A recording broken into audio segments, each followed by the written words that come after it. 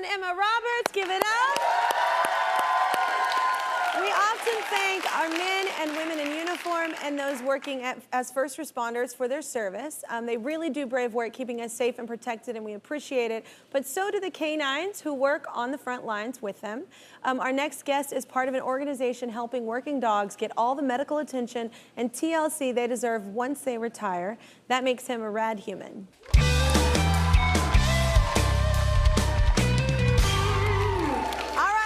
So from Paws of Honor, let's welcome veterinarian Dr. Buck Drummond. Give it up. It's great to meet you. Great to meet you. Thanks you met everybody in the Brave. I did. Hi. Yes, I love what you do. I could talk to you all day about dogs. I love dogs more than humans most times. But tell us about the dogs that you help. So our organization provides free veterinary care to retired military, law enforcement, and federal dogs. These dogs serve beside our soldiers and police officers, and they have an amazing array of talents that humans just don't have. You know, they can jump out of helicopters and deploy onto the battlefield. They can pursue the bad guys and pull them out of cars and take their weapons away. They can keep explosives and drugs out of our concerts and public venues and things like that. It's really just fascinating stuff. It's incredible, yeah, what they can sniff out. So handlers and their dogs typically have indelible bonds, right? Absolutely. The motto of our organization is 2 heroes, 1 leash, which is to symbolize that bond. You know, I live at home with a dog. I think you do too. You know how enriched they make our lives. But imagine if you took your dog to work, and what that meant was then you had to send your dog onto the battlefield or to chase down the street to get a criminal with a weapon. You know, there's a real bond there that they're together all the time. They are dependent on each other. Their lives depend on each other. And it's just a fascinating thing. I know. Have you all have pets? Do you form strong bonds with animals? I have since I was a kid because of my mom. Yes, I mean, we lost our little Chihuahua after 16 years a couple years ago, Twiggy. And my sister and I just recently rescued a new pup, actually a couple weeks ago, Remy. Oh my God. Oh my God, that's my son's name. Really? Yeah, so cute. And I know you have a co-star we talked about, Belle, but other than your co-star, did you grow up with animals? I grew up with dogs, yeah. I mean, in a tiny apartment in New York, but yeah, we had 2 dogs that we rescued. First was Kino and then Bachi. And I've worked with, by the way, with you know, a dear friend of mine. First, I did a film that had to do with canines in war called Megan Levy, which was really amazing. And I have a dear friend of mine who had to rescue his dog. He served in the military, and what's interesting is sometimes when a soldier is done with their duty, they get separated from the dog. And that's really tough. And he was able to track back the dog and rescue and get the dog back into his life because he knew what he was doing for the dog, and that relationship, they both were actually helping each other heal from their trauma. Absolutely, and coming back and having to get back into society, that's hard. You know, that's life or death. Like, that's a different environment than a lot of us have to deal with. But how long do these dogs serve before they retire? Like, what's that time? So often these dogs are selected as puppies for their natural behaviors that show that they're suited to the work. And then through training, you kind of refine those abilities. Big, strong dog that fearlessly takes orders might go off and be a soldier. A dog with a very acute sense of smell and a real drive might go off to be an explosive detection dog. In the best case scenario, you know, they're going to serve until they're about 10. Depending on their job, they can be injured in the line of duty. Some of the jobs are very demanding.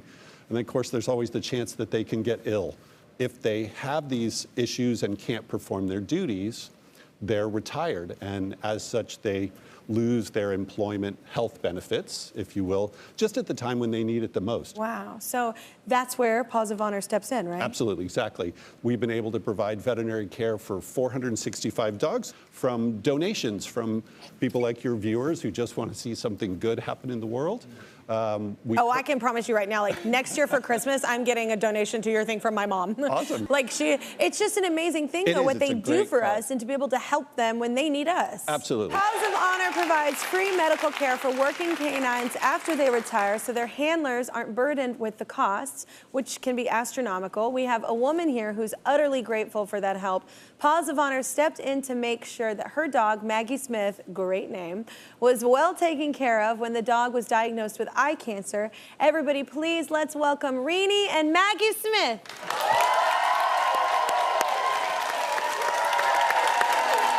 Hi. Hello. Oh my gosh. So soft. Rini, how are you doing? Yeah, come on over. Oh my gosh, I would just snuggle so hard with you. Oh my gosh. So welcome to the show. So you know Buck. This is Emma and Ramon. Hi. Well, tell us about Maggie and how she came into your life. Yeah, so this is Maggie. She's a beautiful chocolate lab. She came into my life in 2012. I was working for TSA, and I was promoted to an explosive detection canine handler. Yeah. And I went to school to become a handler, and they paired me with Maggie. And it was love at first sight, I like to think, for both of us.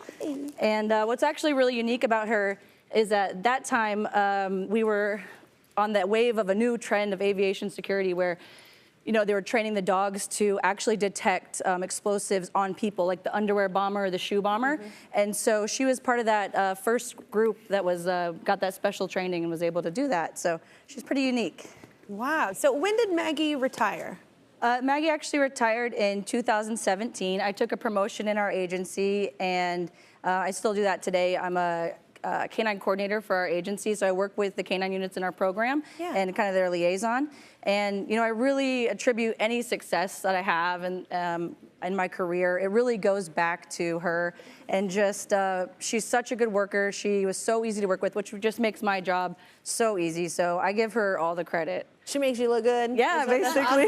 That's awesome to have that kind of partner. Absolutely. Well, Rini, not long ago, Maggie had some health issues, right? She did. 2021, I first noticed she had a spot on her foot, and I took her to our Paws of Honor vet, and that ended up being something that needed to be removed. And so at the end of that treatment, I actually noticed a spot in her left eye.